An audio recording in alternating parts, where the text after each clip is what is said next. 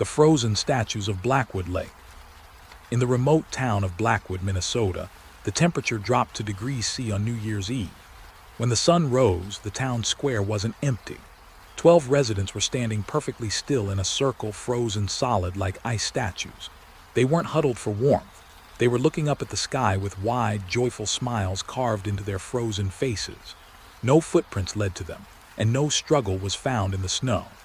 Each person held a small, silver key in their right hand. The local sheriff found a single wooden sign in the center that said, "The door is open, but the cold stays here." Hey there, welcome to the unsettling lullaby. I'm here to help you relax tonight. I know many of you use this video to fall asleep. So before you get too cozy, don't forget to like the video and subscribe to the channel. Also, let me know where you're watching from and what time it is there. I'd love to hear from you. The crystal morning. Sheriff Silas Thorne pulled his heavy flannel coat tighter around him as he stepped out of his cruiser. He had lived in Blackwood all his life, but never had he seen the town so eerily quiet. The air was sharp and biting, each breath crystallizing into tiny clouds that dissipated almost immediately. The sun hung low in the sky, casting long shadows across the snow-covered ground, the bright light unable to warm the chilling scene before him.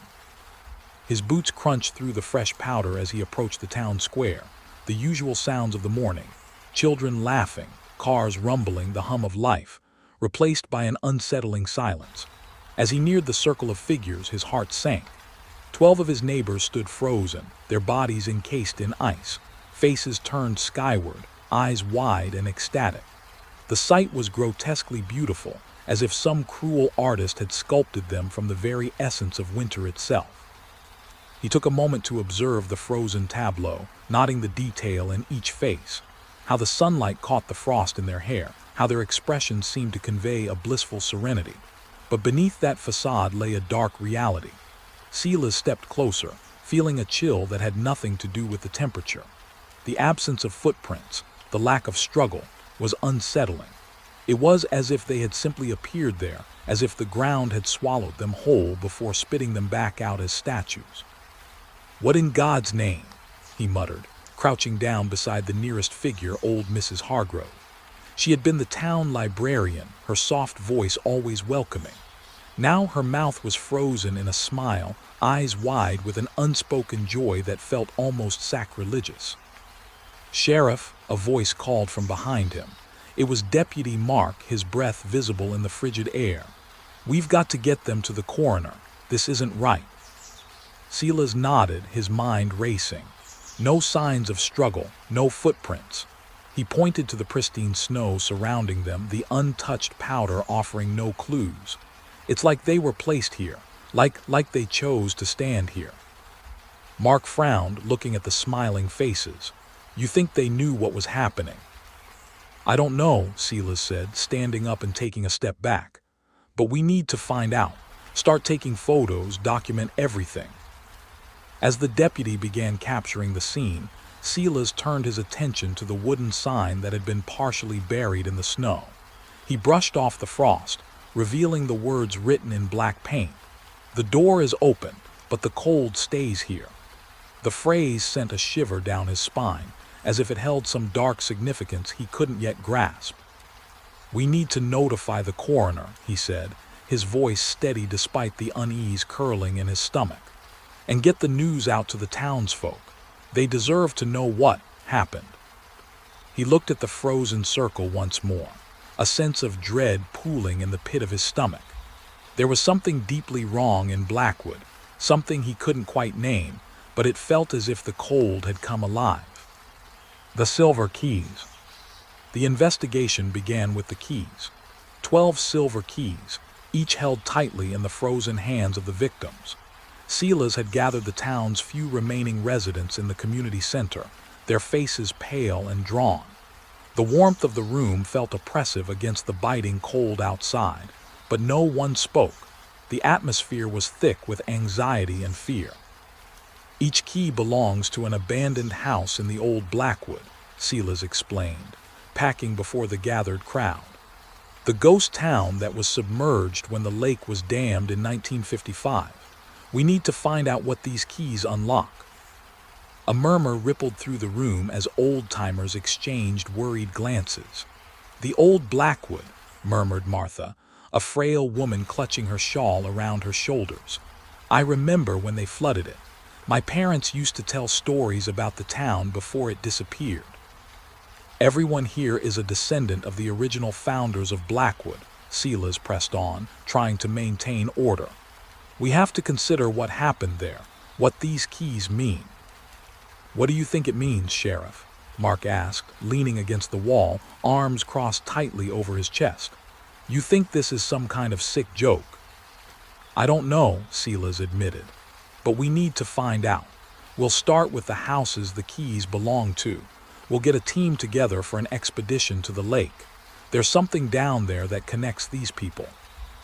As the meeting disbanded, Silas caught the gaze of old Mr. Jenkins, the town historian. He was a wiry man with a wild mane of white hair, eyes bright with a mix of fear and curiosity. "You're not thinking of going down there, are you?" he asked, his voice trembling slightly. "I have to," Silas replied. "There's too much at stake. If there's a connection to what happened to these people, we need to uncover it." "You need to be careful, Sheriff," Jenkins warned, his voice dropping to a whisper. "The lake holds more than just water. It's a graveyard." That evening, Silas sat in his office, staring at the 12 keys laid out before him, each one glinting ominously under the fluorescent light. He was haunted by the faces of the frozen townsfolk, their joyful smiles a stark contrast to the horror of their fate. A nagging sense of loss tugged at him. He had lost someone to the lake long ago, a youthful spirit who had ventured too close to its edge. The memory was a wound that never fully healed. He picked up the first key, cold and unyielding in his hand, and studied it closely. It was intricately designed, the metal engraved with swirling patterns that seemed to shift in the light. They felt alive, like tendrils reaching out, pulling him into the stories of the past. Tomorrow would bring their descent into the lake, and he hoped, somehow, to unearth the truth behind the frozen statues of Blackwood. The sunken history. The air was still and frigid as Silas, and his dive team stood at the edge of the frozen lake. The sun hung low, casting a golden hue over the ice, but the beauty was deceiving. Beneath that surface lay a world submerged in darkness, a ghost town waiting to be explored. The dive team, clad in thick wetsuits and insulated gear, was a mix of local volunteers and professionals from the nearby town of Ely. "Let's do this," Silas said, his heart racing. He had spent the night poring over maps of the submerged town, the outlines of buildings and streets etched into his memory. They would dive to the church first. It was the last standing structure before the dam flooded the town, and he felt a strange pull towards it. As they broke through the ice, the cold water enveloped them like a shroud.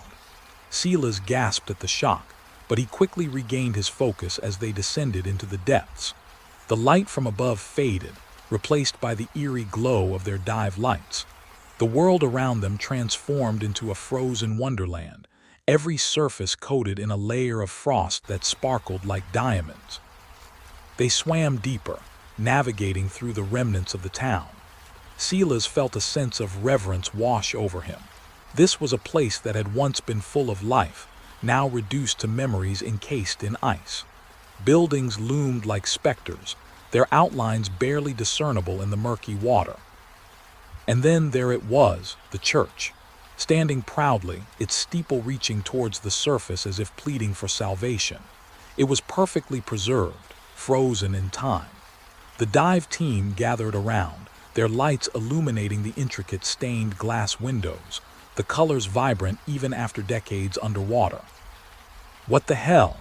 one of the divers whispered, pointing towards the altar. Silas swam closer, his heart racing. There, nestled among the frozen pews, were candles, freshly lit, casting a warm glow against the cold darkness. "They shouldn't be burning," Silas said, his voice barely above a whisper. "Not after all this time." They swam to the altar, and Silas reached out, fingers brushing against the icy surface of the candle holders. It felt wrong, so wrong. The warmth of the flames was a stark contrast to the chill of the water, a beacon in a place of sorrow. "We need to document this," Silas said, signaling the dive team to set up their cameras.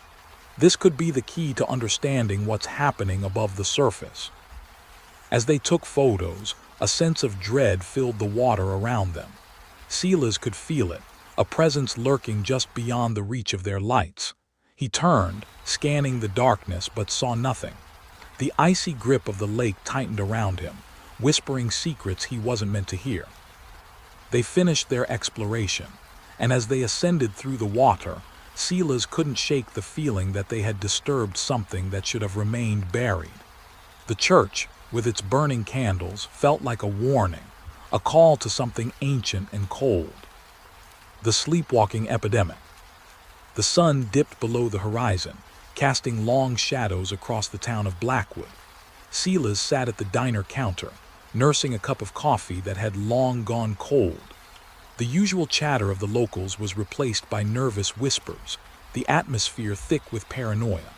Word of the frozen residents had spread like wildfire, and now the remaining townsfolk were on edge. "Did you hear about the Lanes?" one of the patrons murmured. "They said they found their son sleepwalking towards the lake last night." Silas looked up, a cold knot forming in his stomach. "What do you mean sleepwalking?" "Just walked right out the front door, didn't even wake up. They said he was mumbling something about the cold calling him." The sheriff felt a chill run down his spine. He had heard similar stories all day, people waking up in the middle of the night, wandering towards the lake as if drawn by an unseen force. The cold had become a siren song, luring them closer to the frozen depths. "Mark," Silas called, waving over the deputy. "We need to set up patrols. If people are sleepwalking towards the lake, we can't just sit here." Mark nodded, his expression grave. "I've already got a team out, but we need to do more. People are scared, Sheriff. They're locking themselves in their homes, putting up bars on their windows." "Locking themselves in cages?" Silas asked, incredulous. "It's happening," Mark said, his voice low. "People think it's the only way to keep safe." Silas rubbed his temples, frustration boiling beneath the surface. "We need to find out what's causing this. We can't let fear take over." As the night wore on, the diner emptied and Silas returned to his office, thoughts racing. The town was gripped by a collective hysteria, and the more he delved into the history of Blackwood, the more he felt the weight of its past pressing down on him. He recalled the old stories Jenkins had told him about the founders of Blackwood, how they had made a pact with the land, how the lake had been a source of life before it became a tomb. Had they awakened something? Was the cold truly alive? That night he dreamt of the frozen statues, their smiles hauntingly joyful. Their eyes seemed to follow him, beckoning him to join them. The call of the cold was becoming louder, a siren song that echoed in the recesses of his mind.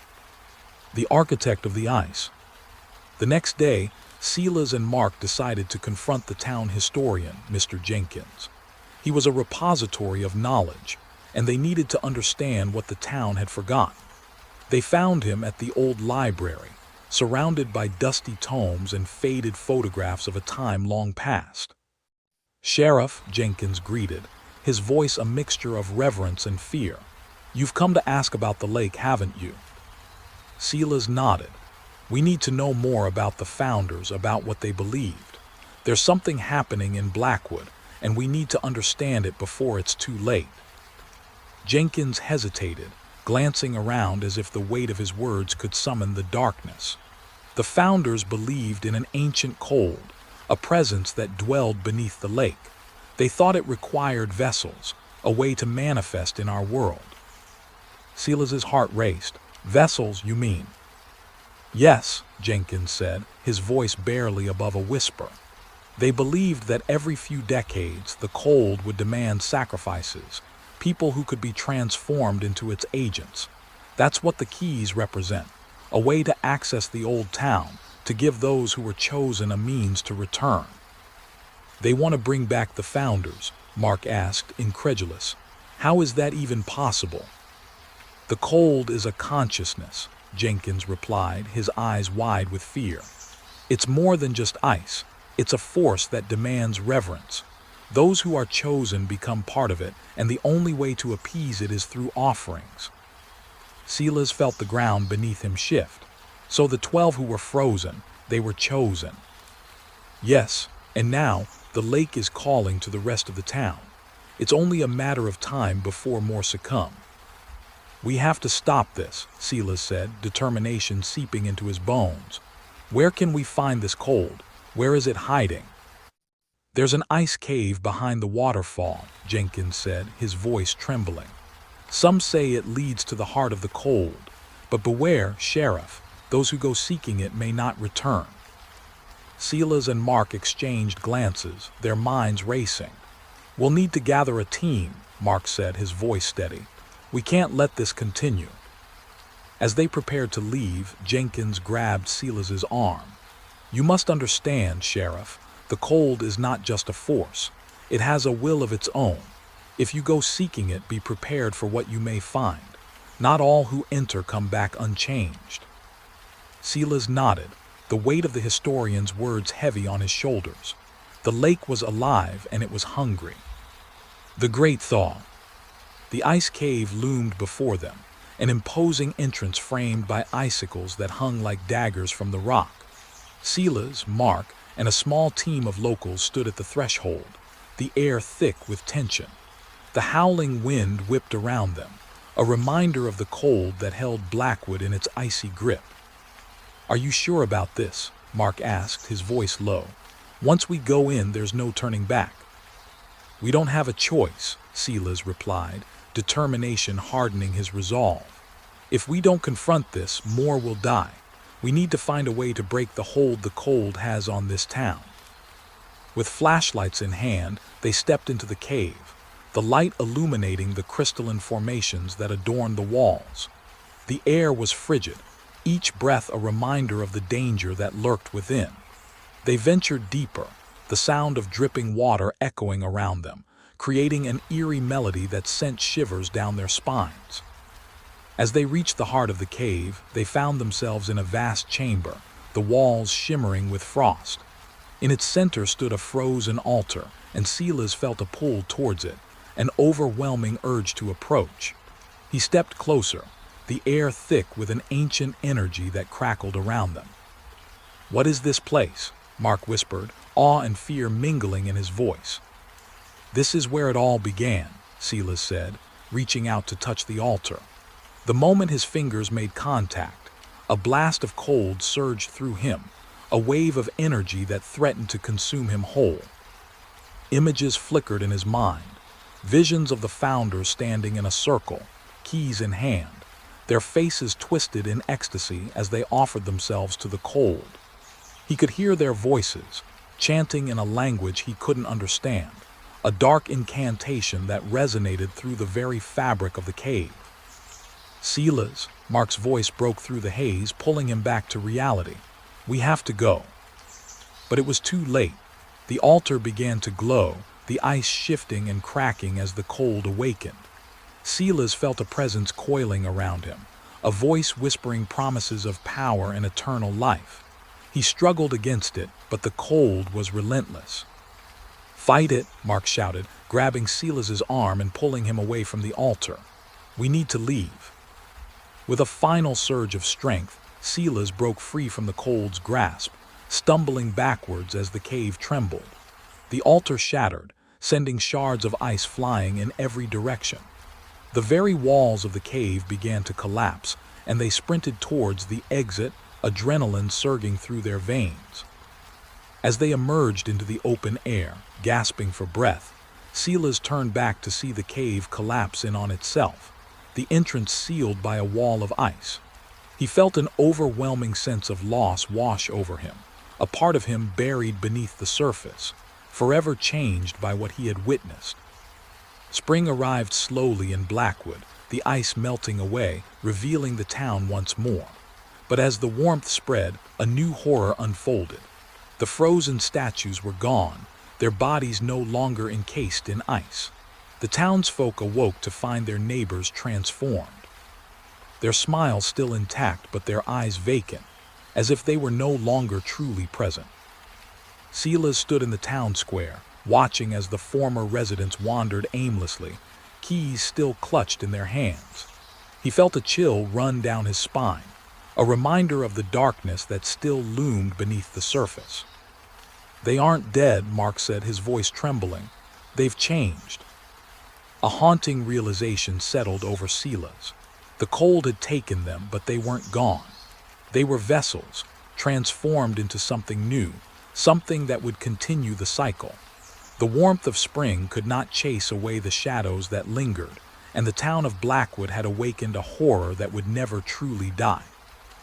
As he turned to leave, a familiar voice echoed through the square, a whisper carried by the wind. It beckoned him, calling him back to the lake, to the darkness that lay just beneath the surface. The door was open, but the first footprint. It began with a single footprint. Deep in the woods, where the trees twisted like gnarled fingers against the sky, Sarah stumbled upon it while hiking. The print was unlike any she had seen before, large, elongated, and eerily human-like, yet distinctly wrong. The outline seemed to shimmer in the dappled sunlight, as if beckoning her to follow. A shiver crept down her spine, but curiosity overrode her instincts. She stepped closer, studying the print etched into the soft earth, her heart racing with both intrigue and an inexplicable dread. The path unfolds. As Sarah continued down the path, she noticed more footprints appearing intermittently, each one a mirror of the last, but with slight variations that whispered of something alive and watching. The further she ventured, the thicker the air became, heavy with an oppressive silence that swallowed the sounds of the forest. It felt as if the trees themselves were leaning in, eavesdropping on her thoughts. The footprints led her deeper into the heart of the woods, where shadows twisted and danced, playing tricks on her mind. Were they her own thoughts spiraling out of control, or was something else at play, lurking just beyond her line of sight? The descent. Days passed, but Sarah couldn't shake the grip of the footprints. They haunted her dreams, morphing into grotesque shapes, whispering secrets she couldn't quite grasp. She found herself returning to the woods, compelled by an invisible force that gnawed at her sanity. Each visit, the prints multiplied, branching off in different directions, leading her to dark, uncharted areas. She began to lose track of time, her reality blurring as she wrestled with a growing paranoia. Were the footprints deliberately guiding her somewhere, or were they a manifestation of her own unraveling mind? The echoes of the past.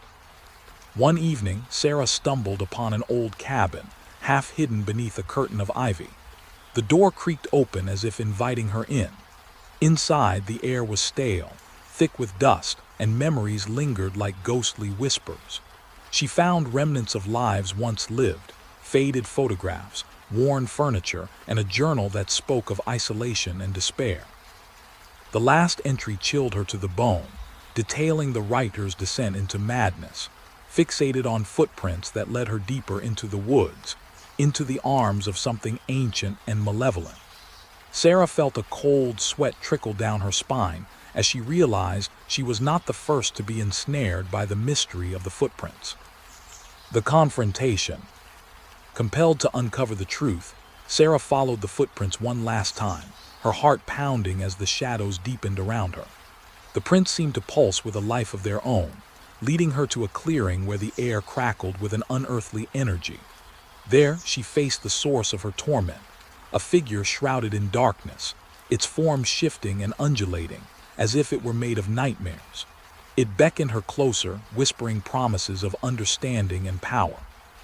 Sarah's mind screamed for her to run, but her feet felt rooted to the ground, drawn in by the seductive allure of the unknown.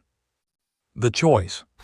In that moment, Sarah realized that the footprints were not just a path through the woods. They were a reflection of her innermost fears and desires, a manifestation of everything she had tried to escape. The figure loomed closer, its voice a haunting melody that promised to unveil the mysteries of her own psyche. But the cost was steep. her sanity, her soul.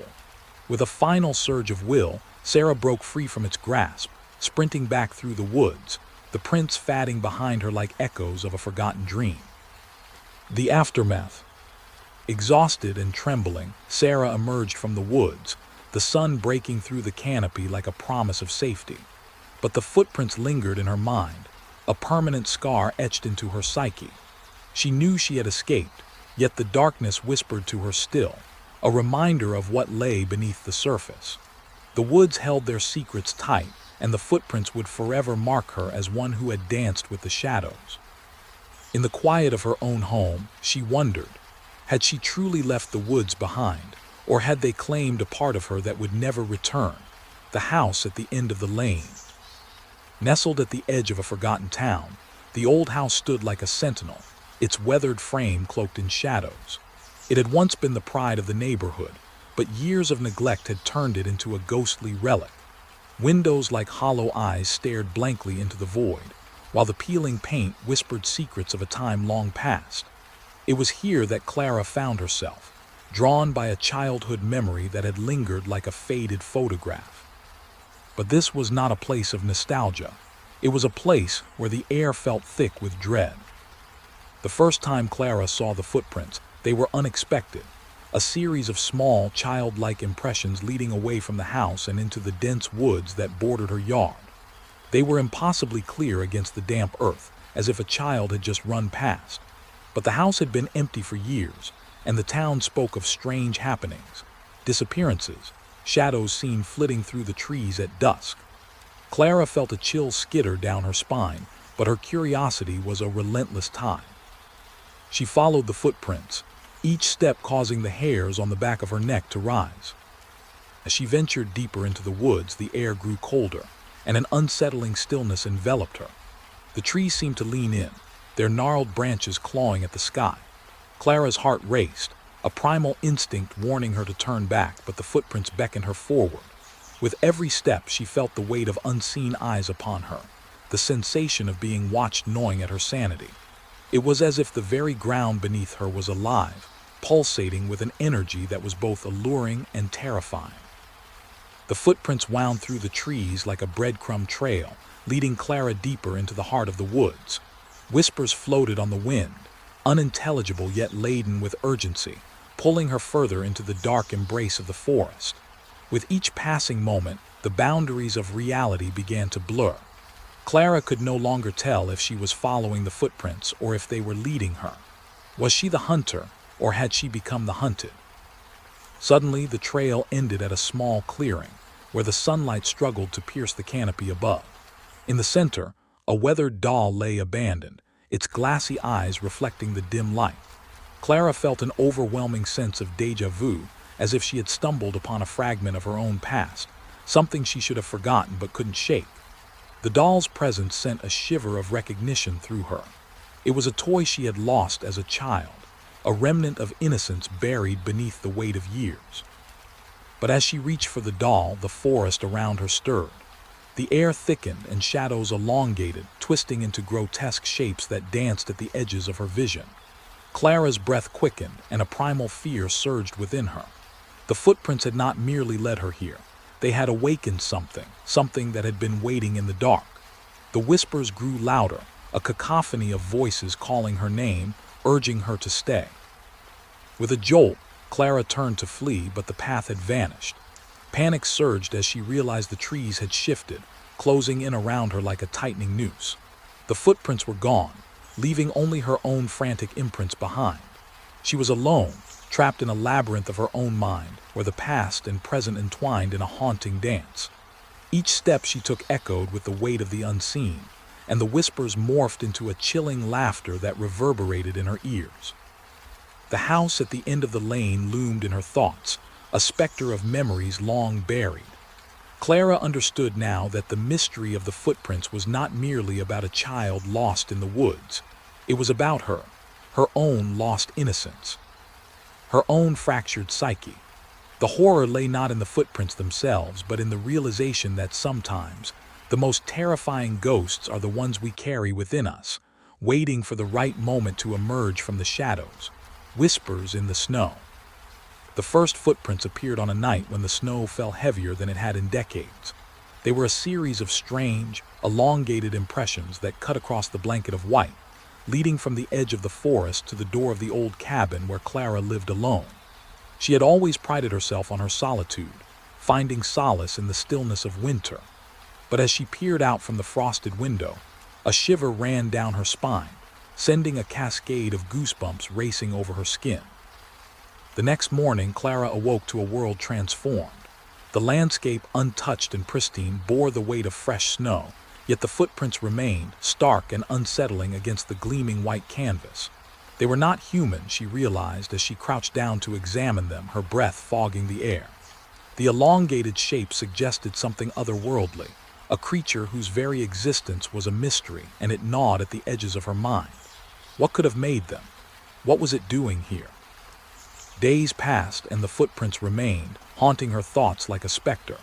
She tried to ignore them, to convince herself that they were simply an illusion caused by her isolation, yet they drew her in.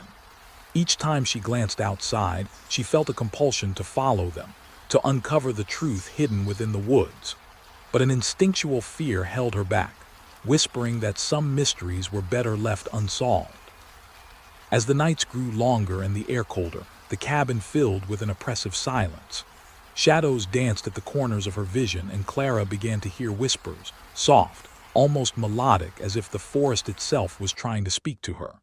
The footprints seemed to pulse with a life of their own, enticing her to step outside and trace their path. But as she lay in bed, staring at the ceiling, a gnawing dread unfurled within her. What if she wasn't meant to follow? What if the footprints were a warning, a harbinger of something dark? The following night, unable to resist the lure, Clara bundled up and stepped into the cold. The snow crunched beneath her boots, the sound echoing in the stillness as she approached the edge of the forest. The moonlight cast eerie shadows and the whispers grew louder, wrapping around her like a shroud. The footprints beckoned, leading her deeper into the trees, where the darkness felt alive with anticipation. With each step, her heart raced, a chaotic rhythm that matched the whispers. They seemed to intertwine with her thoughts, reflecting her deepest fears and insecurities. Clara could feel them pulling at her, urging her to confront something buried deep within herself. The forest closed in around her, the branches clawing at her clothes, and she stumbled, falling to her knees in the snow. And then she saw them, the end of the footprints leading to a clearing where the snow was undisturbed.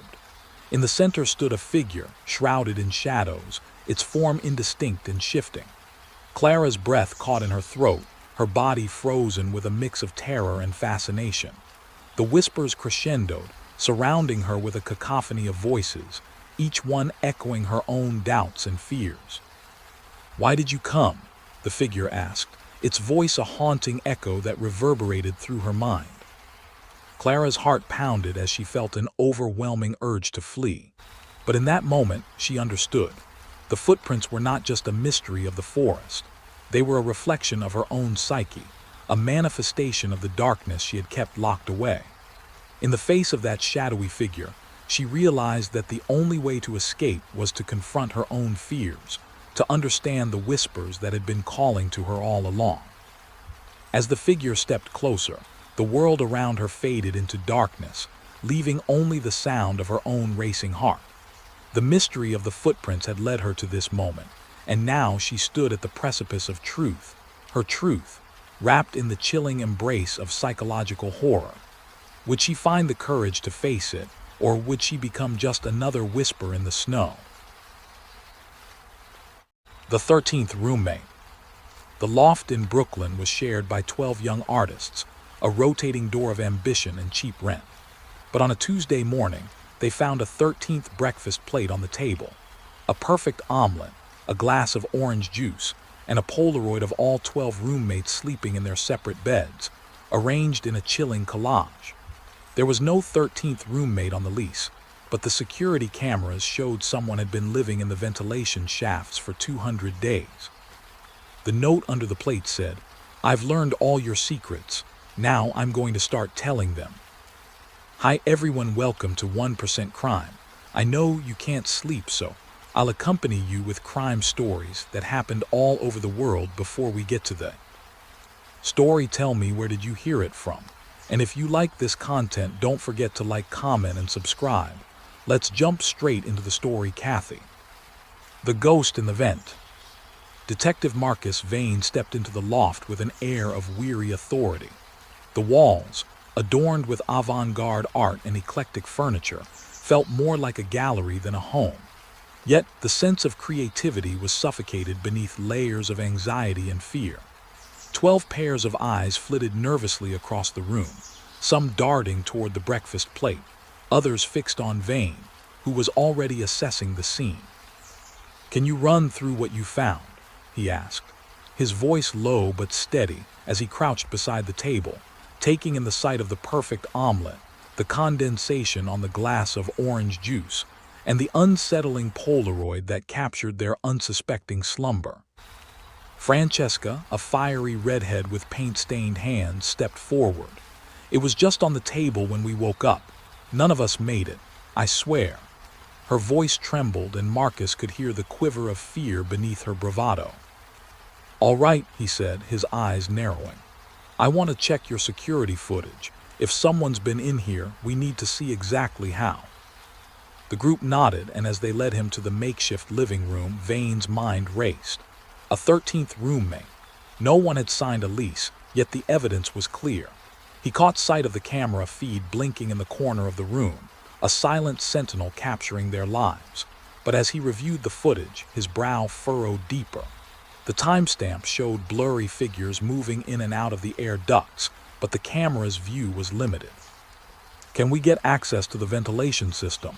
he asked, his tone shifting from curiosity to urgency. "We can try," said Oliver, a lanky guy with a penchant for conspiracy theories. "I think there's a panel in the utility closet." As they opened the closet door, a musty smell wafted out, a melange of dust and stale air.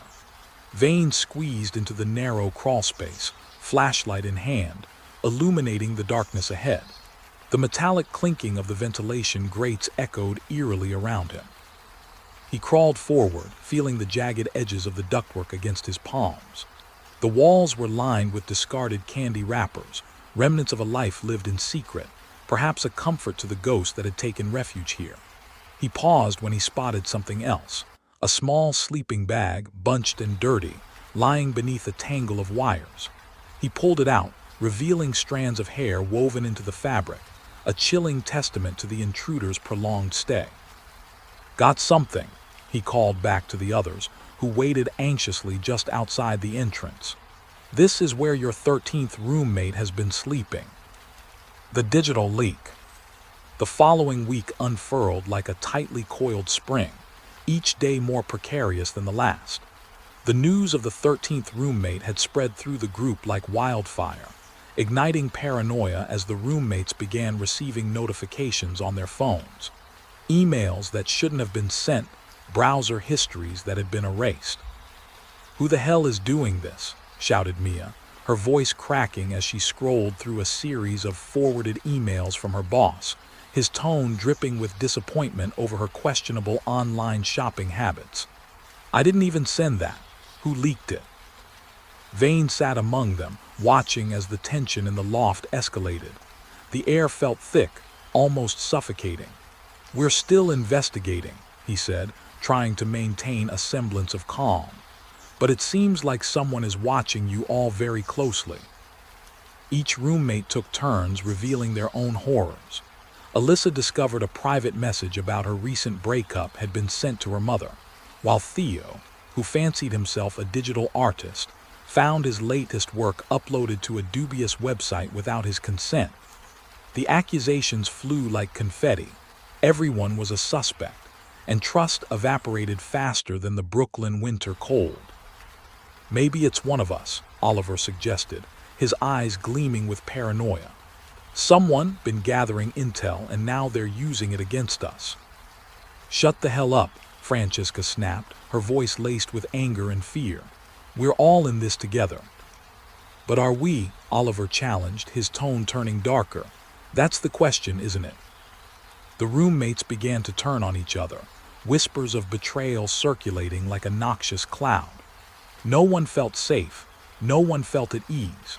They would glance over their shoulders at the slightest sound, as if the very walls were conspiring against them.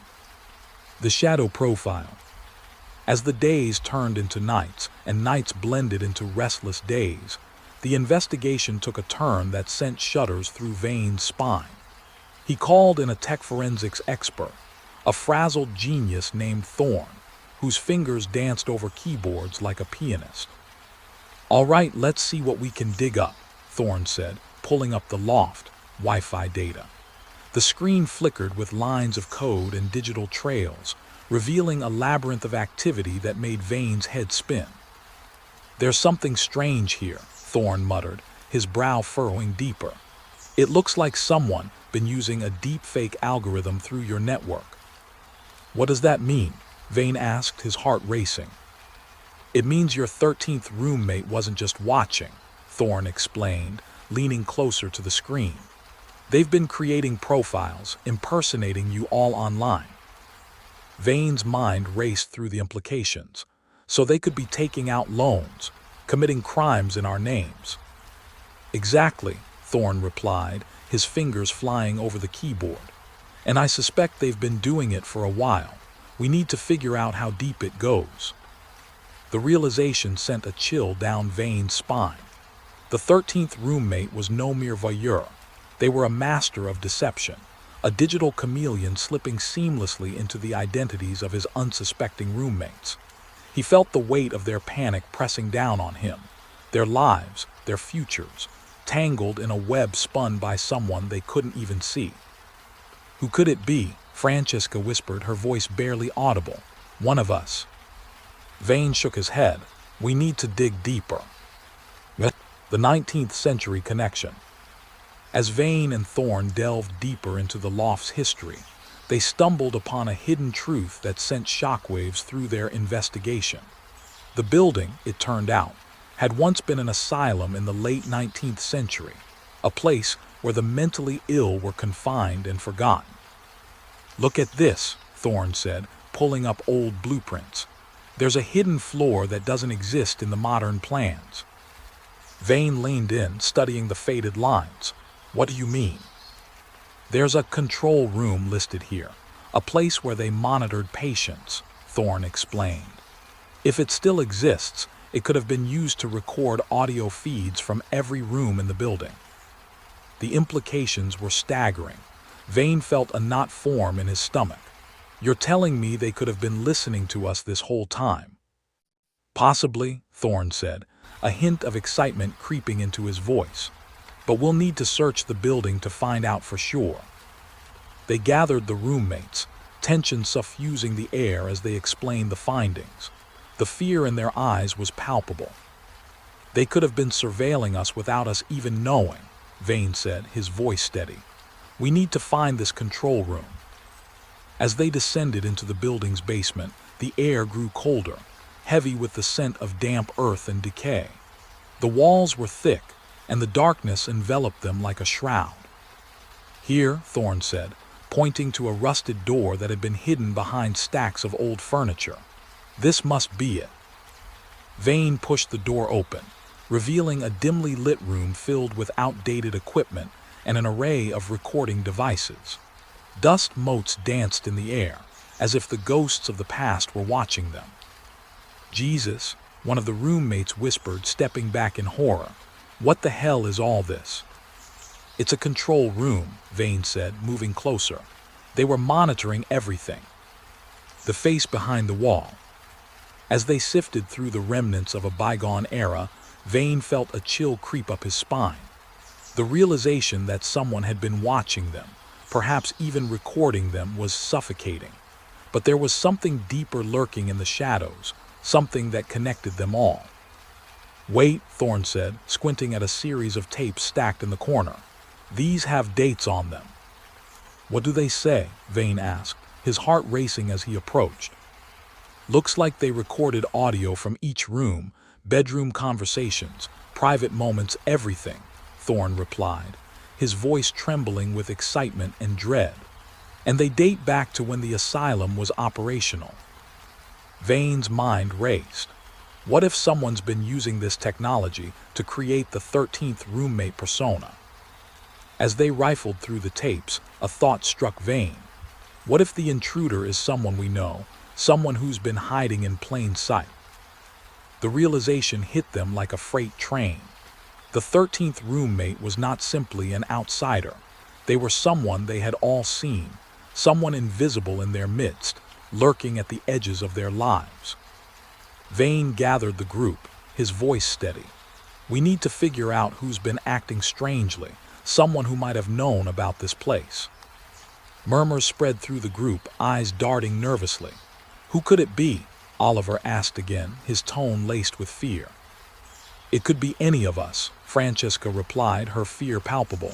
We need to think. As they began to piece together the puzzle, an unsettling realization dawned on them. They were all connected, each with their own secrets. But who had the most to gain? Who was the most desperate? The final upload. The atmosphere was thick with tension as they continued their investigation, each roommate becoming more paranoid than the last. Vane could feel the weight of their secrets hanging in the air, suffocating. Then one evening, as the winter snow fell softly outside, Vane received a call from Thorne. "We've got a lead," he said, his voice urgent. "I think I've traced the deepfake algorithm back to its source. It's been uploaded to a server in the building." "What do you mean?" Vane asked, his heart racing.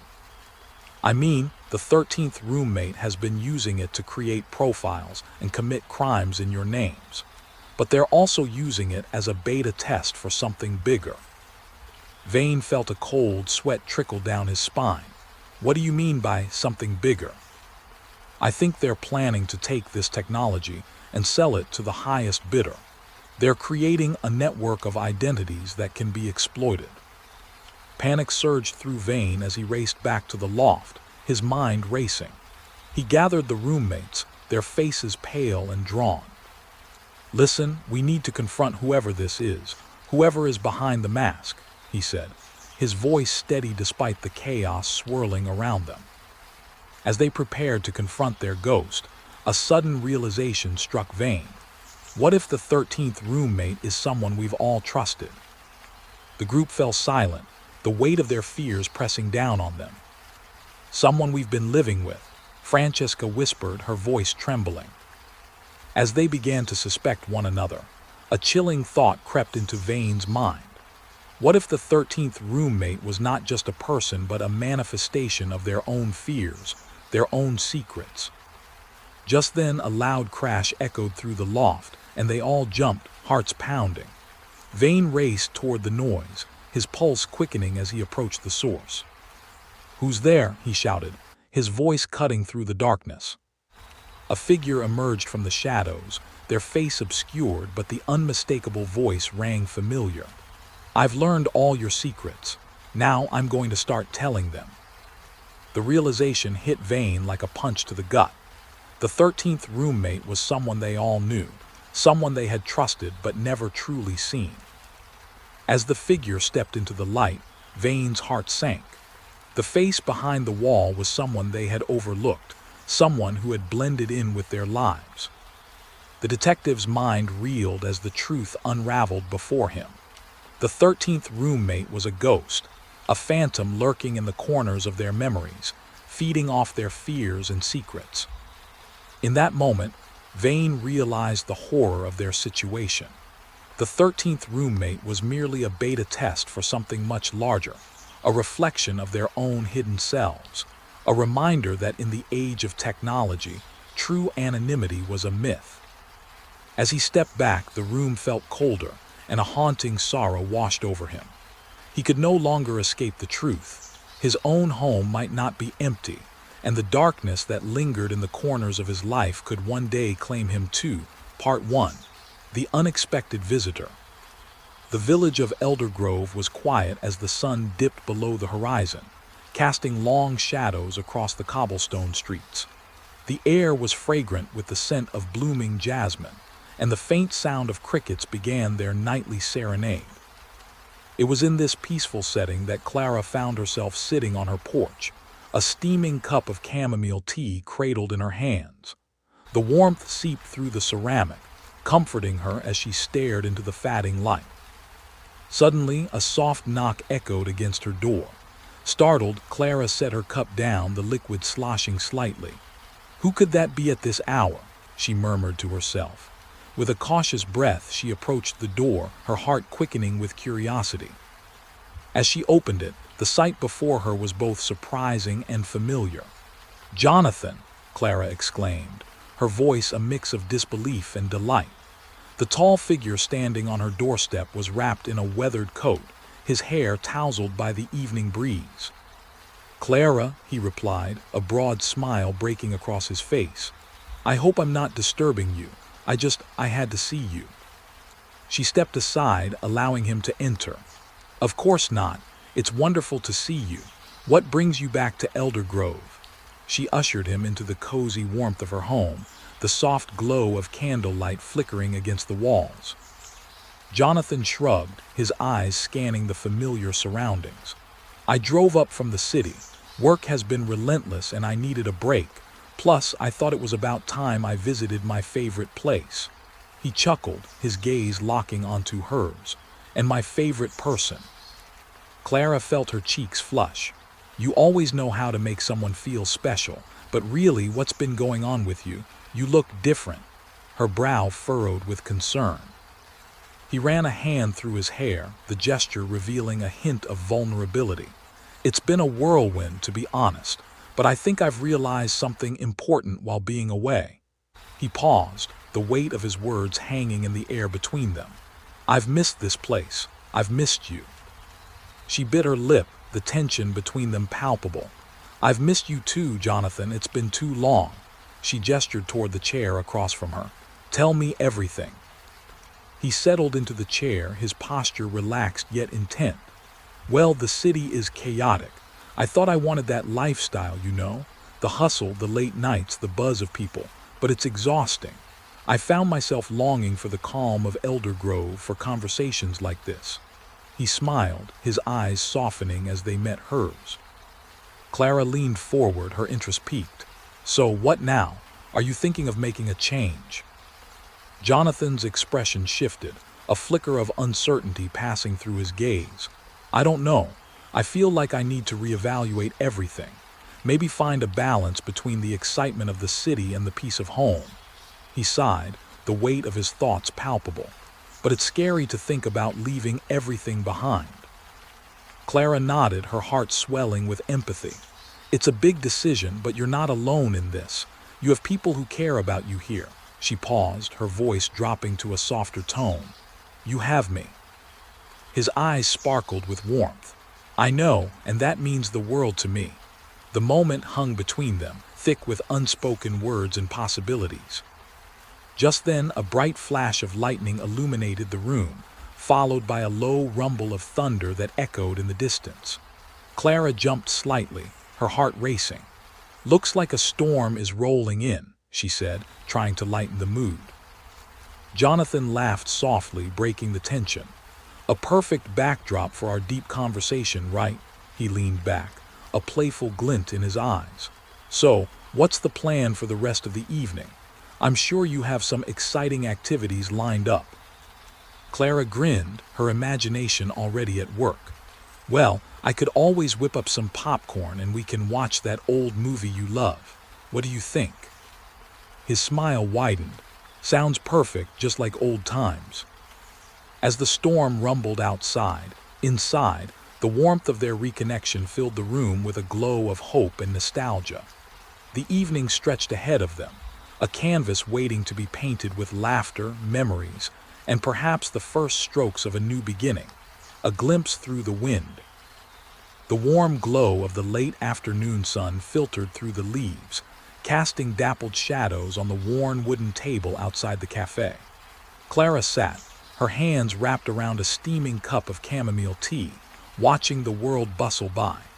She took a sip, savoring the floral notes, when she heard a familiar voice. "Clara, is that you?" She looked up to find Tom, his tall frame silhouetted against the sun.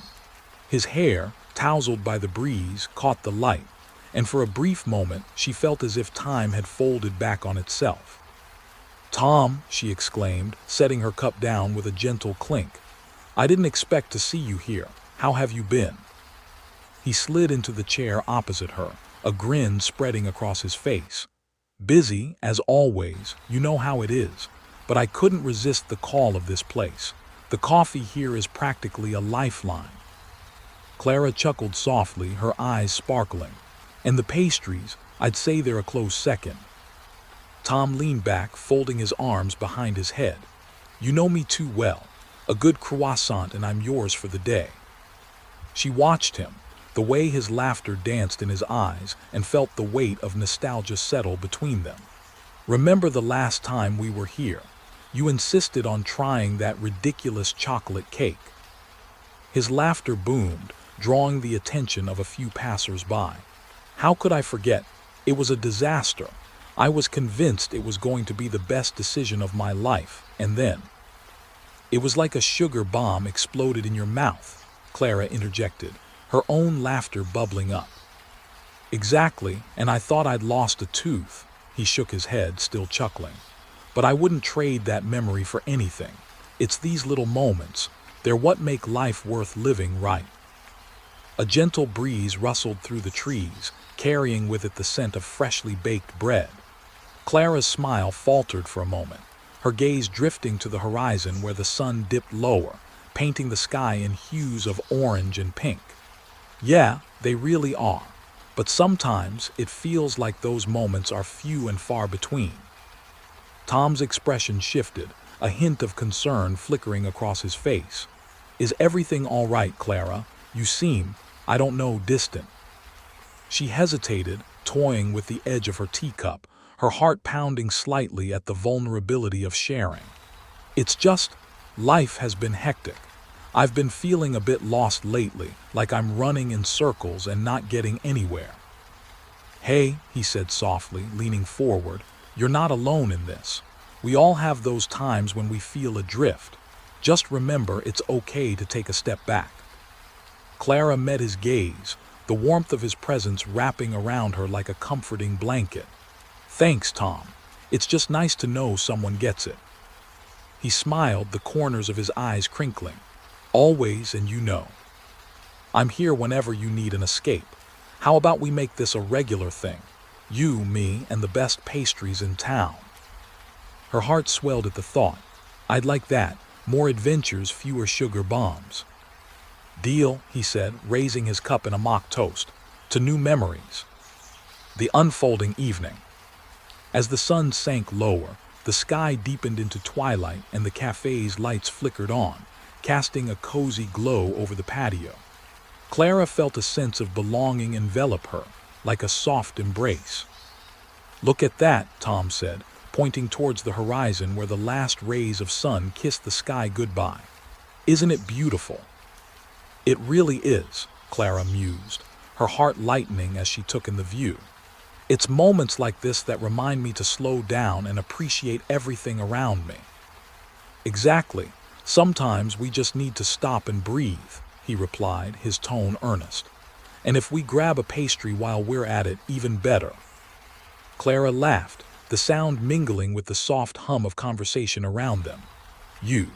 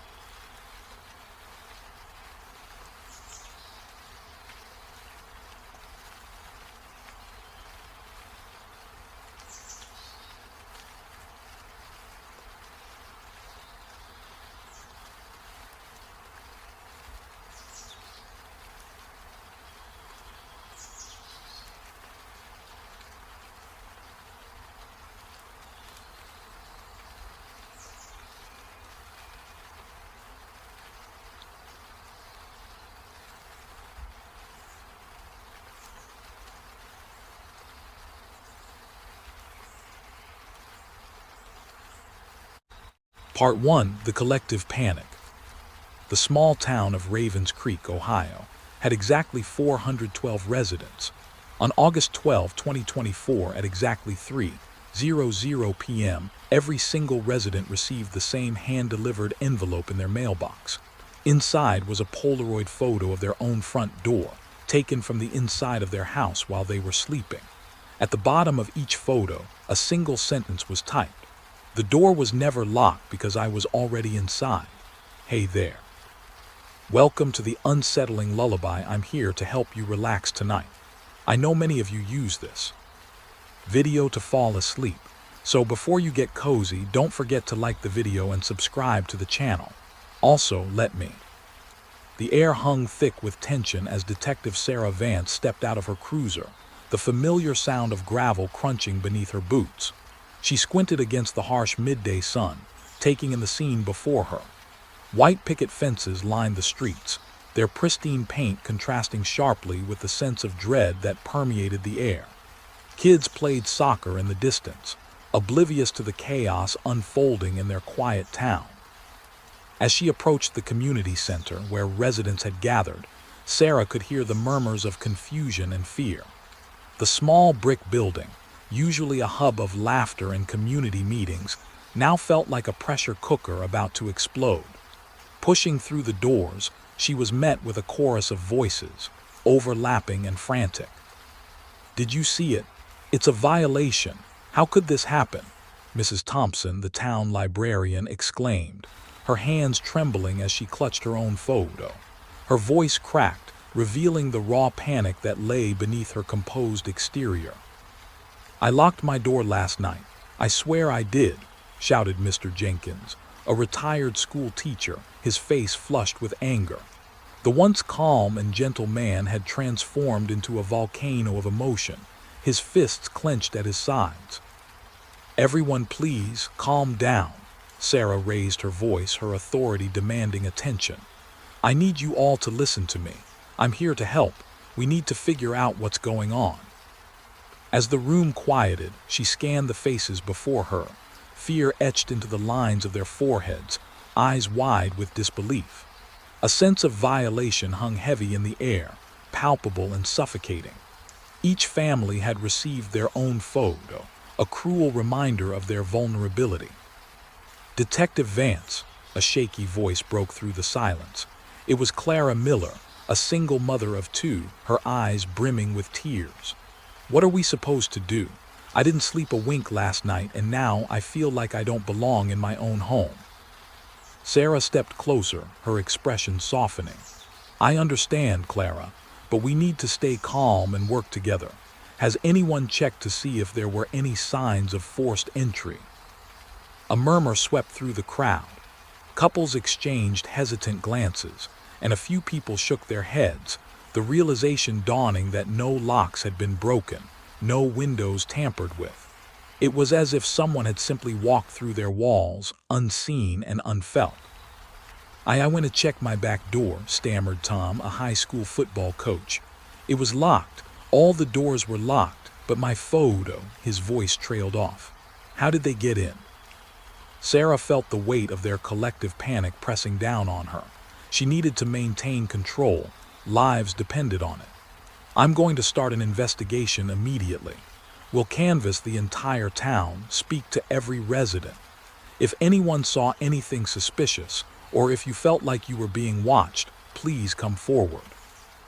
As she spoke, Sarah's mind raced with possibilities.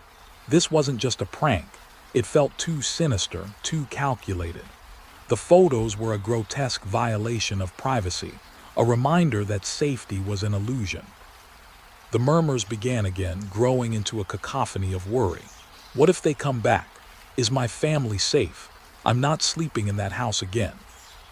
"Everyone please." Sarah raised her voice once more, cutting through the rising tide of panic. "We can't let fear take control. I need your help to keep this town safe. Let's form a watch group. We can take turns keeping an eye out, and I'll be here every day to oversee the investigation." The crowd began to settle, but the anxiety was still palpable.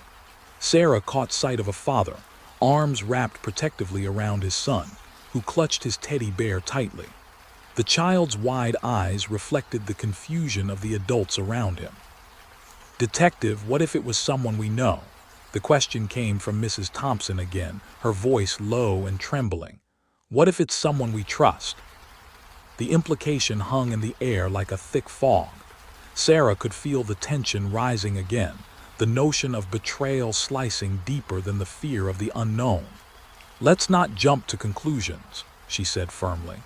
"We need to gather all the facts before making any accusations." With that, she began to divide the townspeople into groups, assigning them tasks of gathering information and keeping watch. As she moved from group to group, she felt a gnawing sensation in her gut. Something was very wrong in Ravens Creek. As evening descended, the sun dipped below the horizon, casting long shadows that danced eerily along the streets. The streetlights flickered on one by one, illuminating the gathering darkness. Sarah stood outside the community center, her eyes scanning the quiet street, the air thick with an unsettling stillness. "Detective Vance," the voice called out from behind her. It was Clara, her hands wringing nervously. I was wondering if you could come by my house tonight, just to check things out. I don't want to be alone." "Of course, Clara," Sarah replied, her heart softening at the palpable fear in the woman's eyes. "I'll be there shortly." As she made her way to her car, she couldn't shake the feeling that Ravens Creek, with its quaint charm and seemingly perfect facade, was hiding something dark and sinister. She had to uncover the truth before the town spiraled into chaos. With the sun setting, Sarah felt the weight of responsibility pressing down on her, heavy and relentless. She turned the key in the ignition and drove toward Clara's house, determined to protect the community she had sworn to serve. But as she navigated the familiar roads, the Polaroid images haunted her thoughts, each one a stark reminder of the unseen danger lurking in the shadows, a danger that had already infiltrated their lives with chilling intent. Ravens Creek was not the safe haven it had once seemed. It had become a place where nightmares could walk freely, and Sarah knew that the struggle for peace had only just begun. The invitation. It was a rainy afternoon when the envelope slipped through the crack of the door, landing softly on the doormat. Emma picked it up, nodding its weight and the elegant seal that bore an intricate design of a phoenix. Curiosity piqued, she tore it open, revealing a gold-embossed invitation to the annual Crescent Gala, a night said to be filled with magic, laughter, and the whispers of dreams that had long been forgotten. The decision. Her heart raced as she read the details, but with it came a twinge of hesitation. The gala was known for its extravagant displays and enchanting atmosphere, but it was also a place where people would share their hopes and fears. Emma had always been a wallflower, preferring the comfort of her books over the chaos of grand events. "Go on, don't skip anything," she whispered to herself, recalling the words of her grandmother, who had often urged her to embrace life fully. The preparation. With trembling hands, Emma began to prepare. She rummaged through her closet, finally settling on a deep blue dress that flowed like a river when she moved. The fabric shimmered under the light, reminding her of the stars that twinkled through her bedroom window. She carefully styled her hair, letting loose curls cascade down her shoulders, and applied just a hint of makeup, enough to enhance her natural beauty without masking it. As she looked in the mirror, a flicker of confidence ignited within her. The arrival. The night of the gala arrived, and the rain had transformed into a gentle mist, wrapping the world in an ethereal glow. Emma stepped into the venue, her heart pounding as she crossed the threshold. The room was alive with laughter and music, vibrant colors swirling around like a painter's palette. She could see couples twirling under the chandeliers, their smiles radiant. For a moment, she stood frozen, the echo of her grandmother's words echoing in her mind. The first step. Taking a deep breath, Emma decided she would not let fear dictate her evening. She approached a group of people gathered near a lavish table filled with exquisite pastries. As she introduced herself, the conversation flowed seamlessly, and Emma found herself laughing, sharing stories, and, for the first time, feeling like she belonged. Each moment felt like a thread weaving her into the fabric of the night. The connection. As the evening progressed, Emma's gaze caught a pair of striking green eyes across the room. They belonged to a young man who seemed equally out of place, yet undeniably drawn to the atmosphere. Gathering her courage, she walked over, and to her surprise, he smiled warmly as she introduced herself. His name was Lucas, and they spent the next hour exploring the gala together, exchanging dreams and fears as if they had known each other for a lifetime. The revelation. In the midst of laughter and shared stories, Emma realized that the gala was not just an event but a celebration of life itself. The highs, the lows, and everything in between. She felt a sense of liberation wash over her, as if the weight of her insecurities had lifted. "Go on, don't skip anything," she had told herself, and in doing so, she had opened the door to new experiences and connections that would forever change her. The farewell. As the night drew to a close, Emma thanked Lucas for the unforgettable evening, promising to meet again. The rain had stopped, and the world outside glistened under the moonlight, a reflection of her newfound spirit. She walked home with a lightness in her heart, the echoes of laughter still ringing in her ears. That night she learned that life was meant to be embraced, fully and wholeheartedly, just as her grandmother had always encouraged. And she knew this was only the beginning of the tale. In a small, dust-covered town where time seemed to stand still, nestled between rolling hills and whispering woods, there lived a young girl named Alara. She had an insatiable curiosity, a spark in her bright blue eyes that promised adventures beyond the ordinary. Her grandmother, a storyteller of legendary repute, always urged her, "Go on, don't skip anything." This mantra became Alara's guiding light, reminding her that every detail mattered, weaving the fabric of life's grand narrative. The mysterious map. One afternoon, while rummaging through the attic, Alara stumbled upon an old, crinkled map. Its faded ink and intricate markings hinted at secrets long forgotten. As she dusted it off, she heard the gentle creak of the floorboards and her heart raced with excitement. "What stories do you hold?" she whispered to the map. Determined to uncover its mysteries, she recalled her grandmother's words, "Go on, don't skip anything." With that, she made a vow to explore every inch of the map, leaving no stone unturned. The journey begins. The next morning, with the map clutched tightly in her hands, Alara set out on her journey. The path was overgrown, lined with wildflowers and the sounds of chirping birds. Each step was an adventure in itself. She took the time to marvel at the dew on the petals, the songs of the crickets, and the rustling leaves that seemed to whisper tales of days gone by. "Go on, don't skip anything," she reminded herself, as she relished every moment, every sight, and every sound. The hidden grove. After hours of wandering, Alara found herself in a hidden grove, a place so enchanting that it felt like stepping into a fairy tale. Sunlight streamed through the branches above, casting a golden glow on a small, crystal-clear pond at the center. Enchanted by the scene, she knelt beside the water, observing her reflection. The ripples danced and shimmered, creating a mosaic of light. What else is hidden here? She pondered, refusing to rush. She noticed tiny fish darting beneath the surface, and the way the wind tangled the branches above. "Go on, don't skip anything," she repeated, savoring the magic around her. The ancient oak. As the sun began to dip below the horizon, Alara spotted an ancient oak tree, its gnarled branches reaching out like welcoming arms.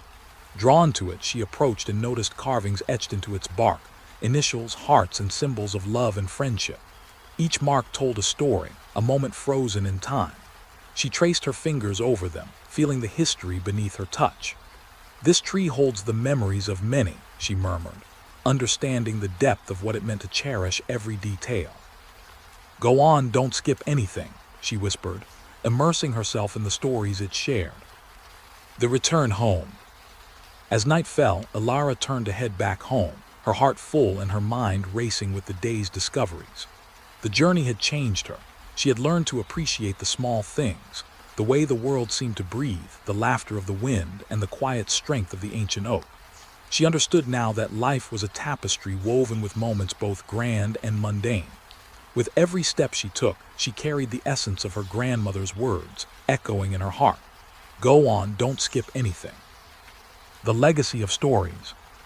When Alara finally returned home, she found her grandmother waiting for her, a knowing smile on her face. Eagerly, she recounted her adventures, sharing every detail, ensuring nothing was left behind. Her grandmother listened intently, eyes twinkling with pride. You see, my dear, she said softly, the world is full of stories and it's up to us to uncover them. Never forget to cherish every detail, for they shape who we are. Alara nodded, understanding that each story, no matter how small, was a piece of the greater whole, a legacy of connection that bound them all together. The Whispering Woods. Nestled between the rolling hills of Elder Grove, the Whispering Woods had long been a place of magic and mystery. Villagers often spoke of the ancient trees that seemed to breathe and murmur secrets to one another, their leaves rustling in a language only the forest understood. It was said that if one ventured deep enough, they could hear the stories of the past, woven into the very fabric of the air. A young girl named Alara had always been drawn to the woods, her heart fluttering with curiosity each time she caught a glimpse of the towering oaks from her window. One crisp autumn afternoon, with a golden sun hanging low in the sky, she decided it was time to explore. Go on, don't skip anything, her grandmother had told her, her voice a gentle reminder to pay attention to the details. As Alara stepped into the woods, the world outside faded away, replaced by a tapestry of colors and sounds. The crunch of leaves beneath her feet created a rhythm that echoed through the trees, and she felt as if the forest welcomed her with open arms. She noticed the way sunlight filtered through the branches, casting playful shadows on the ground, and how the air was rich with the scent of pine and earth. Every step was an adventure, each moment filled with wonder. Deeper into the woods, Alara stumbled upon a clearing where an ancient oak stood, its gnarled roots twisting like the fingers of an old storyteller. She approached it slowly, drawn in by a magnetic force that pulsed with energy. As she reached out to touch the rough bark, she felt a shiver run down her spine, as if the tree was alive and aware of her presence. Suddenly, the wind picked up and a chorus of whispers surrounded her. Listen, they seemed to say. Every leaf has a tale to tell. Alara closed her eyes, focusing on the sounds swirling around her. She could hear echoes of laughter, whispers of love, and the soft sobs of sorrow, all the emotions that had woven the lives of those who had come before her. Tears welled in her eyes as she realized the importance of each story, the way they intertwined to form the very essence of her village. Go on, don't skip anything, she murmured to herself, feeling the weight of her grandmother's words. She sat at the base of the oak, letting the stories wash over her, absorbing every detail, the rustle of the leaves, the dance of the light, the whispers of the past. As the sun dipped below the horizon, casting the woods in twilight hues, Alara knew she had uncovered something precious. The Whispering Woods were more than just a place. They were a living archive of dreams and memories. And as she made her way home, her heart brimmed with the promise of sharing those stories, ensuring that they would never be forgotten. The Whispering Woods. In a small village nestled between rolling hills and ancient trees, there was a legend about the Whispering Woods. The villagers spoke of a hidden path within the forest that led to a magical glade, where wishes granted were whispered into existence. However, the path was treacherous, and many who ventured into the woods never returned. The invitation. One crisp autumn morning, a curious girl named Alara stood at the edge of the forest, her heart racing with excitement. The wind rustled through the leaves, as if inviting her to explore the secrets that lay within. Go on, don't skip anything, her grandmother had always said when telling tales of the woods. Alara took a deep breath, recalling her grandmother's words, and stepped onto the narrow, winding path, determined to uncover the mysteries hidden beneath the canopy of leaves. The journey begins. As she walked deeper into the woods, the sunlight danced through the branches, casting playful shadows on the ground. Every sound felt amplified, the crunch of leaves underfoot, the chirping of birds overhead, and the gentle rustle of small creatures scurrying about. Alara paused frequently, taking in the beauty around her, ensuring she didn't miss a single detail. She recalled her grandmother's stories, imagining the fairies flitting between the trees and the wise old spirits that guarded the glade. The encounter. After what felt like hours, Alara found herself at a clearing. In the center stood a magnificent tree, its trunk wide and gnarled with branches that stretched toward the sky. As she approached, a soft voice floated through the air, beckoning her closer. "Welcome, dear child," it said. Alara glanced around, searching for the source, her heart pounding with a mix of fear and excitement. "Do not be afraid. I am the spirit of this forest, and I have awaited your arrival." The wish. Alara's eyes widened in awe. The spirit continued, "You have ventured far and listened closely. Now you may make a wish, but remember, each choice carries weight." She thought carefully, remembering the struggles of her village, drought, lack of food, and the fatting spirits of her people. "I wish for prosperity and happiness for my village," she declared boldly, her voice steady. The gift. With a gentle nod, the spirit smiled and a warm glow enveloped the clearing. "Your heart is pure and your wish reflects love," it whispered. Suddenly, the air shimmered and Alara felt a surge of energy flow through her. "Return home and you shall see your wish come to life." The return. Alara raced back along the path, her spirit soaring. She didn't skip anything this time, savoring the beauty of the woods she had once feared. When she emerged from the trees, the village was aglow with laughter, and the fields were lush with crops. The villagers rejoiced, their faces radiant with hope. The legacy. Years passed and the legend of Alara grew. Children would gather around the fire, and her grandmother's voice would echo through the ages. "Go on, don't skip anything." Each adventure, each choice, held the power to shape their destinies, just as Alara had done. The Whispering Woods remained a sacred place, a reminder that curiosity and courage could change the world.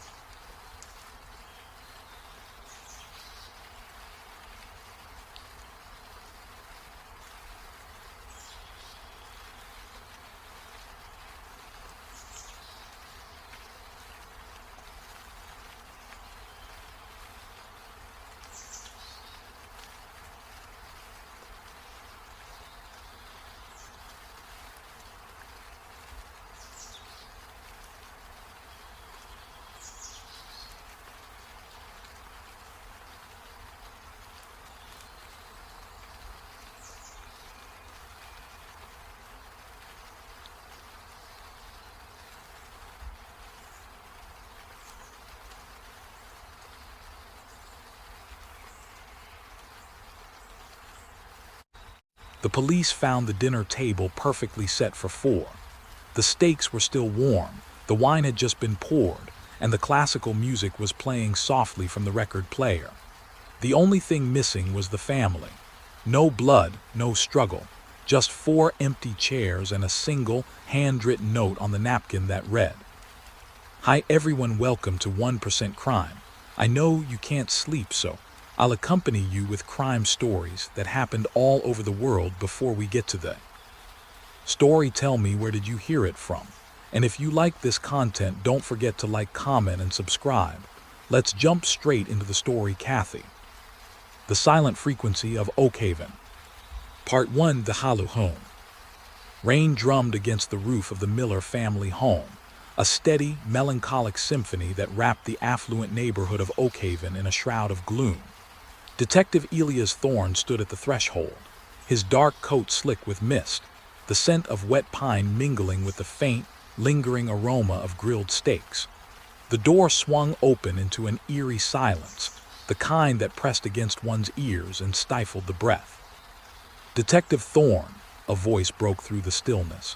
It was Officer Jamie Lawson, a fresh-faced recruit with a nervous energy that contrasted sharply with the somber atmosphere. She peered into the house, her eyes wide as they danced over the opulent interior. The family was here, and then they just vanished. Thorne nodded, stepping inside, his senses heightened. The air was thick with an unsettling stillness, punctuated only by the faint hum of the refrigerator and the soft tick-tock of an antique clock in the adjoining room.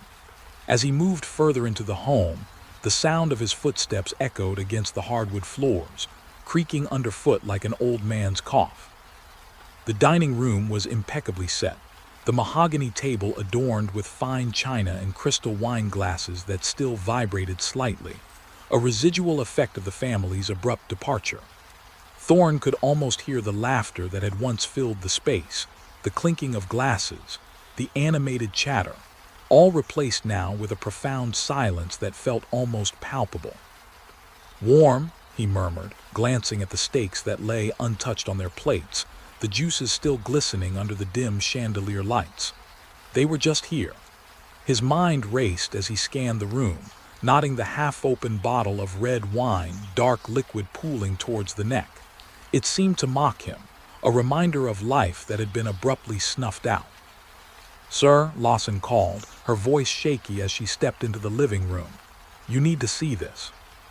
Thorne followed her gaze to the coffee table where a single piece of paper lay, pristine and stark against the dark wood, a note scrawled in hasty strokes. It read, "We finally found the frequency." "Who leaves a note like that?" Lawson asked, her brow furrowing in confusion. "Someone who thinks they're onto something," Thorne replied, his voice low and contemplative.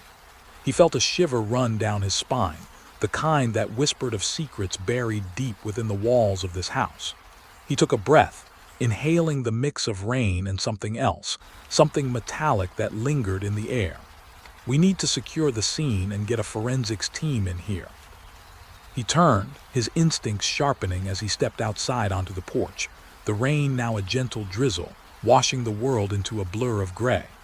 He looked down the street, the rows of elegant homes standing like silent sentinels, each harboring its own secrets.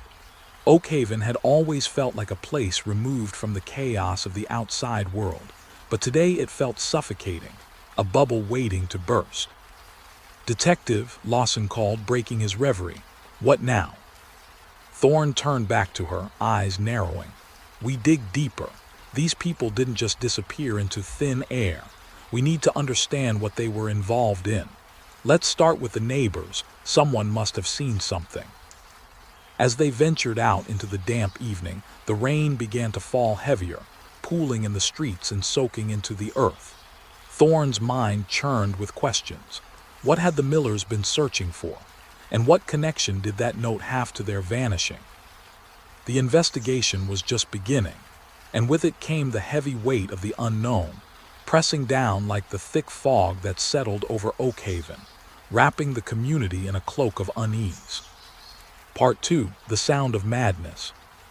The following morning, the sun broke through the clouds, casting a pale light over the Miller home. Thorne returned, driven by a nagging curiosity that had taken root in his mind. The forensics team had come and gone, leaving behind a quiet house echoing with the ghost of its former life.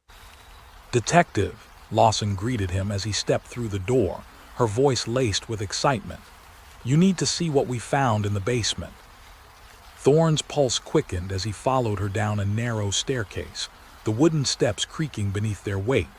The basement was unlike any he had encountered before, a sprawling space filled with high-end audio equipment, cables snaking across the floor like veins. It was a labyrinth of technology, a stark contrast to the otherwise pristine home. "What the hell were they doing down here?" Thorne muttered as he examined the equipment. There were speakers that looked like they belonged in a concert hall, a mixing board that gleamed under the fluorescent lights, and stacks of journals piled haphazardly on a desk. Lawson picked up one of the journals, its pages yellowed and worn. "It's all about infrasound," she said, flipping through the entries. "Listen to this. Frequencies below human hearing can create feelings of unease and disorientation. The right combination can cause hallucinations." Thorne's brow furrowed. What kind of experiments were they conducting? He felt a chill race down his spine. The Millers weren't just a family, they were part of something larger, something dangerous. He moved closer to the desk, his eyes scanning the meticulous notes. They detailed everything from frequency ranges to emotional responses, with sketches of sound waves intertwined with cryptic symbols. It was as if Thomas Miller had been on the brink of a breakthrough, but at what cost?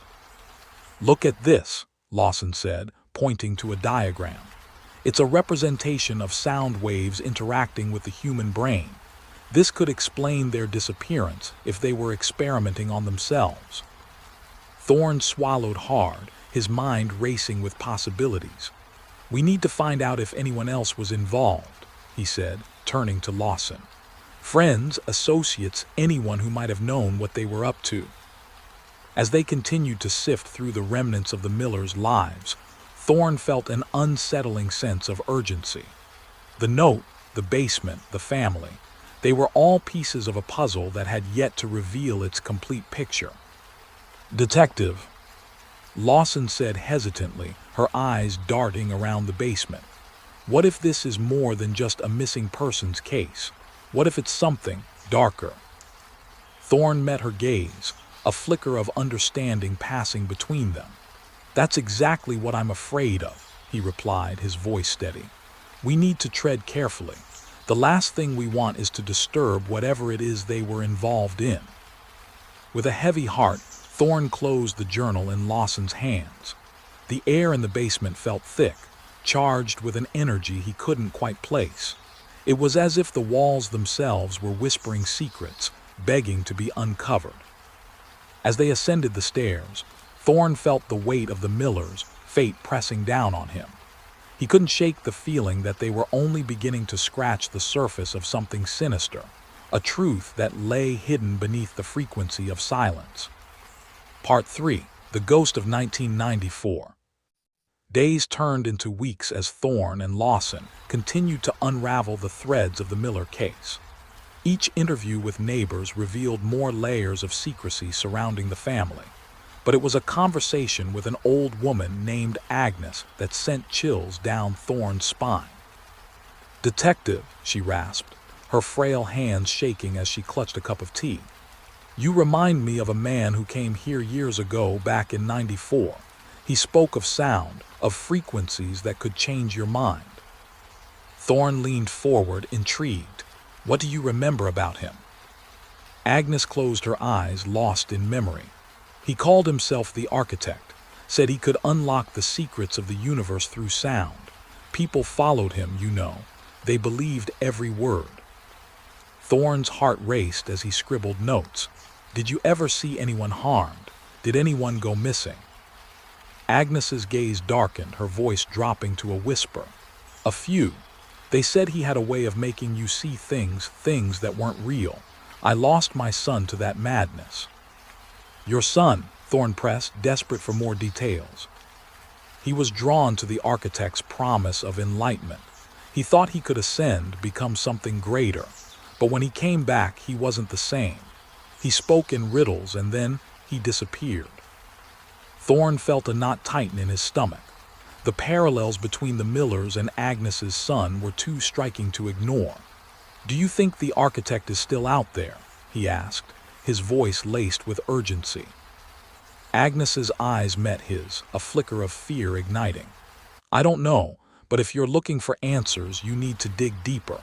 The people who followed him, they never truly left." Thorne's mind reeled with the implications. The connection between the Millers and the cult-like figure from the past was becoming clearer, and yet the path ahead was fraught with shadows. Later that evening, as he sat in his dimly lit office, Thorne pored over old case files related to the architect. The more he read, the more he understood the manipulation of sound and its psychological impact on the human mind. In the margins, he scribbled notes, piecing together a timeline that stretched back to the early 90s. The architect had gathered a following, promising enlightenment through sound, but the truth was darker, a web of control that led to madness and disappearance. Thorne leaned back in his chair, rubbing his temples. He needed to find someone who had survived the experience, someone who could shed light on what had transpired. The next day, determined to follow this lead, he reached out to a nearby community center, hoping to locate any survivors willing to share their stories. After hours of searching, he found a woman named Clara, a soft-spoken artist whose eyes held a profound sadness. "Clara," he began, his tone gentle, "can you tell me about your experience with the architect?" She hesitated, her hands fidgeting as she spoke. "It was as if he had a hold over us," she whispered, her voice trembling. "He used sound to manipulate our thoughts, to make us see visions. I thought I was being awakened, but it was a nightmare." "What kind of visions?" Thorne urged, leaning closer. "Images of a world beyond this one," she said, her gaze distant. "But they were twisted, dark. After a while, I started to hear whispers, voices that told me to follow him, to trust him." Thorne's heart raced as he connected the dots. "And the others, did they disappear?" Clara nodded, tears glistening in her eyes. "A few did. They believed they could ascend, that he would take them to a higher plane of existence. I'm not sure what happened to them." The weight of her words hung heavy in the air. Thorne could feel the darkness closing in around him. The Millers, Agnes's son, Clara's friends, they had all fallen victim to the same insidious trap. As he left the community center, the evening sky darkened, clouds swirling ominously overhead. The streets of Oakhaven felt suffocating, the weight of the past pressing down on him. He knew he was getting closer to the truth, but the closer he got, the more he felt the pulse of danger quickening around him. Part 4, The Hertzian Gate. Thorne spent the following days delving into the digital underbelly of the internet, a realm where conspiracy theories flourished and cults found sanctuary. He combed through forums, searching for any mention of the architect or the concept of sound as a means of ascension. Late one night, as he navigated through a labyrinth of links, he stumbled upon a forum dedicated to the Hertzian Gate. It was a digital cult that believed specific sound frequencies could unlock hidden potential within the human mind. "Join us," the site proclaimed, a siren's call echoing through the screen. "Vibrate at the correct frequency and transcend the bounds of reality." Thorne felt a shiver run down his spine as he browsed through the threads. Members spoke of ascending, sharing their experiences of sound-induced ecstasy and visions of enlightenment. But beneath the surface, there was an undercurrent of desperation, a longing that felt almost palpable. He began to thread together the connections, recognizing that the Millers had likely been drawn into this web. They weren't merely victims, they were seekers, searching for something beyond the mundane. As he dug deeper, Thorne discovered chilling accounts from former members of the cult. Many spoke of manipulation, of losing touch with reality, and of friends who had vanished. lost to the siren call of the Hertzian gate. "You're in too deep," one former member warned. "Once you hear the sound, there's no going back. They'll take you and you won't even know it." Thorne felt a knot of fear twist in his stomach. The Millers had been searching for a frequency, but they had found something far more sinister. With newfound urgency, he reached out to cybercrime units, hoping to trace the digital footprints of the cult. They confirmed that the members communicated through encrypted channels, but there were patterns, locations, gatherings, and an impending event that sent chills down his spine. As he pieced together the information, Thorne felt the walls closing in. The Millers were not just lost. They were likely part of an elaborate scheme that preyed on the vulnerable, promising them salvation through sound. He couldn't shake the feeling that time was running out. The Hertzian Gate was set to host a gathering in the Cascades, a secluded location that matched the descriptions from Clara and Agnes. As he prepared for the journey, Thorne felt the weight of responsibility settle on his shoulders. He needed to confront this darkness, to confront the architect, and perhaps, just perhaps, find a way to bring the Millers back from the abyss. Part 5: The Hunt in the Woods. The Cascades loomed before Thorne like a dark sentinel, their peaks shrouded in mist and mystery. He drove through the winding roads, the trees closing in around him like a living wall. The air was thick with anticipation, and the sound of rain pattering against his windshield echoed in his ears. As he parked and stepped out, the dampness enveloped him, clinging to his skin like a second layer. He pulled up the hood of his coat, scanning the area for any signs of life. The forest was alive with the sounds of nature, but beneath it all, he could feel an energy pulsing, a frequency that sent shivers down his spine. Thorne moved cautiously through the underbrush, following the faint sound of voices that carried on the wind. As he neared a clearing, he caught sight of a flickering fire and a group of figures gathered around it, their faces illuminated by the glow. He crept closer, heart pounding in his chest.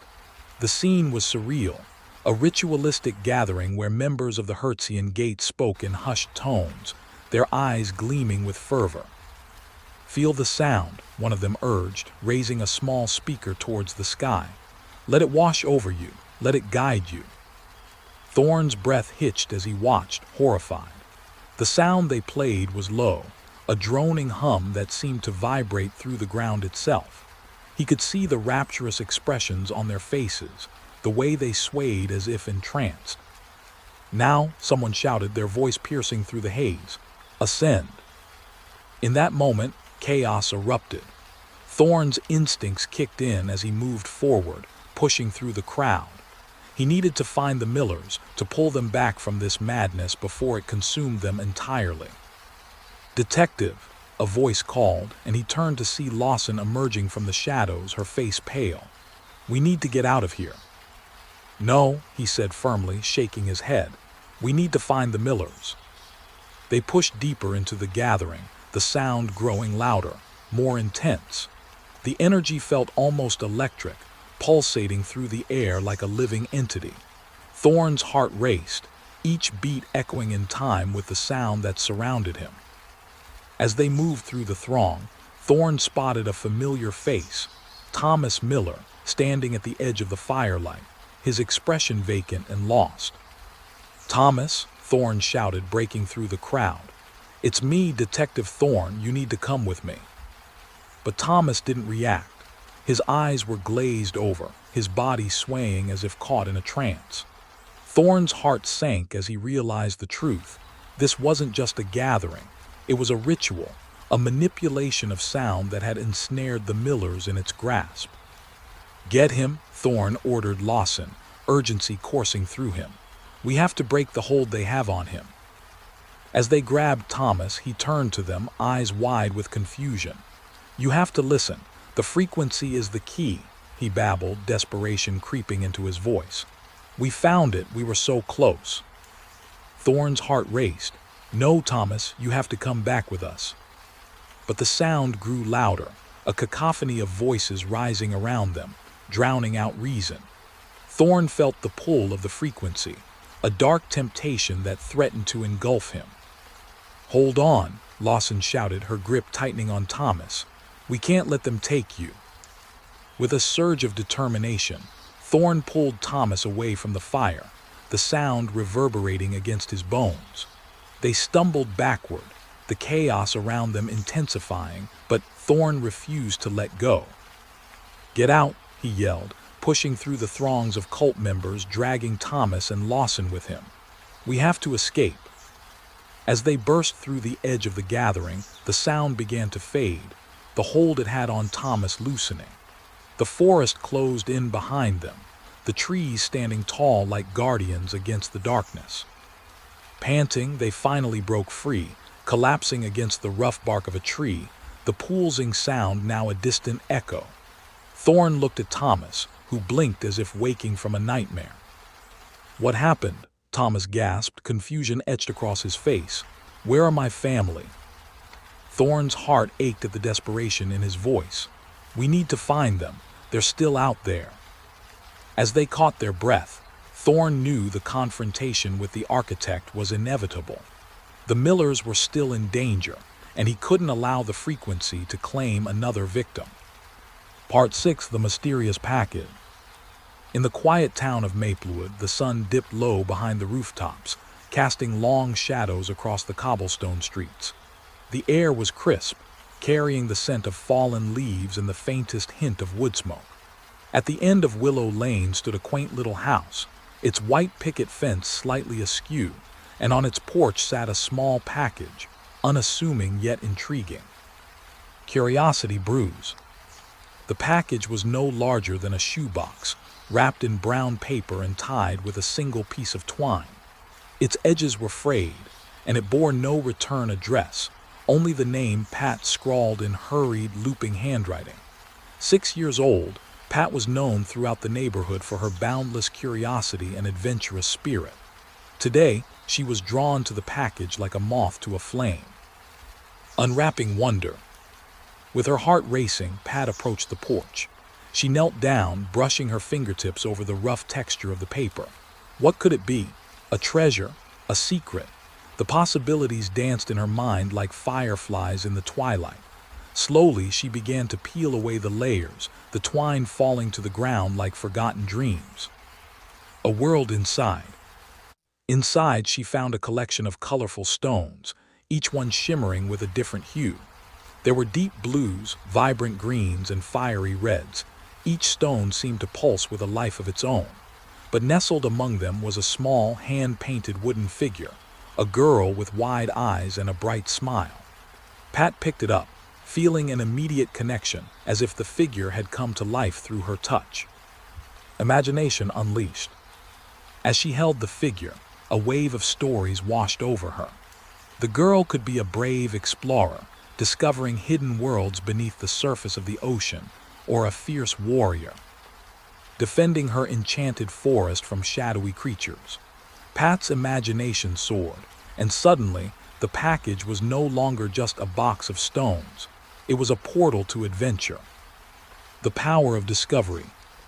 With each stone she picked up, Pat wove a tale, sharing her newfound treasures with the world around her. She invited friends over, and together they created magical lands, where the only limit was their imagination. The little wooden figure became their guide, leading them on grand quests, and the colorful stones became their enchanted artifacts, each one holding a story waiting to be told. A lasting legacy. As the days turned into weeks, the package transformed Pat's life and the lives of her friends. They learned the joy of storytelling, the magic of friendship, and the beauty found in simple things. The mysterious package, meant for only Pat, became a cherished memory for all, a reminder that sometimes the greatest treasures are hidden in plain sight, waiting for curious hearts to discover them.